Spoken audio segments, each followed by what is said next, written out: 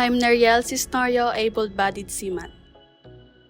It's hard when people tell me that I don't belong in shipping industry because I'm just a woman, that I can take the hard labors on board, and I can keep up with my fellow male seafarers.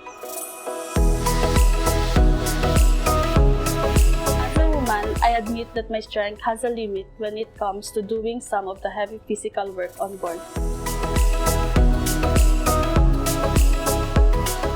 Harder and smarter to finish the job assigned to me, and I make sure that even if I can't do some heavy works on board, I do other things that can really help and lessen the load of my workplace. First, don't stop learning. Being on board makes me realize that you always learn something new every day.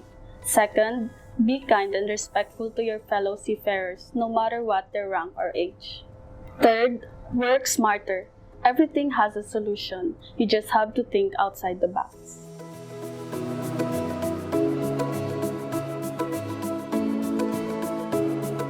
Don't be afraid to break the status quo.